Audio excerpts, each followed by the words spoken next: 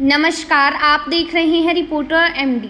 आज की सबसे बड़ी खबर है, इजराइल के लिए आसान नहीं ईरान का शासन बदलना।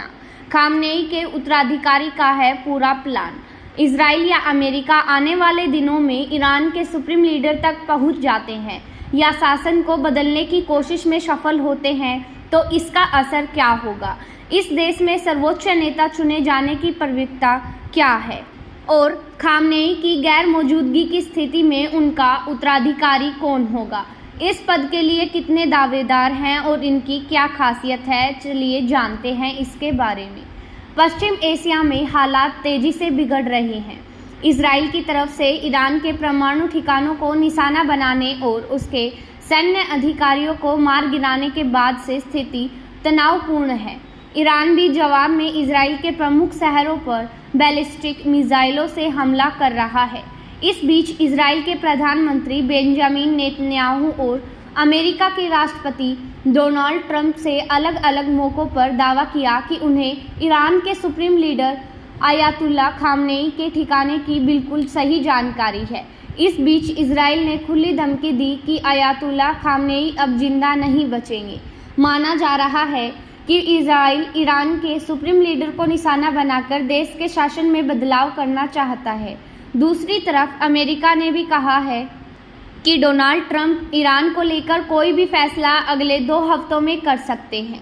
अगर इजराइल या अमेरिका आने वाले दिनों में ईरान के सुप्रीम लीडर तक पहुंच जाते हैं या शासन को बदलने की कोशिश में सफल होते हैं तो इसका असर क्या होगा? चलिए इसके बारे में जानते हैं। इजराइल या अमेरिका अगर ईरान के मौजूदा supreme leader Ayatollah Ali Khamenei तक पहुंच जाने तक उन्हें निशाना बनाने में सफल हो जाते हैं तो इसकी संभावना काफ़ी कम है कि ईरान में शासन व्यवस्था कोई बदलाव होगा। इसकी वजह यह है कि 1969 में जब ईरान में क्रांति हुई तब यहाँ सुप्रीम लीडर द्वारा शासन की व्यवस्था आ गई। किसी तक सर्वोच्च नेता के न होने पर भी ईरान में सरकार के माध्यम से शासन की व्यवस्था पहले से तय है। इसके अलावा देश में सुप्रीम लीडर के चुने जाने की प्रक्रिया भी पहले से ही निश्चित है।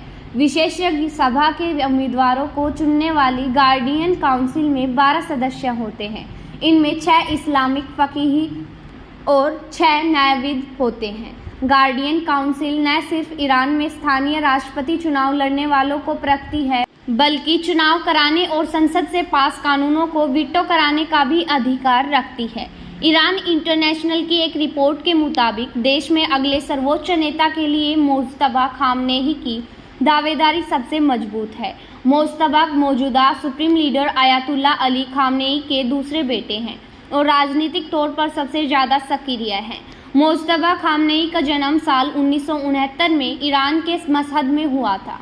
ईरान की सरकार में मुज्तबा खामनेई का गहरा प्रभाव है और कहा जाता है कि ईरान की खुफिया और सशस्त्र सेनाओं में भी मुज्तबा खामनेई के करीबी शामिल हैं।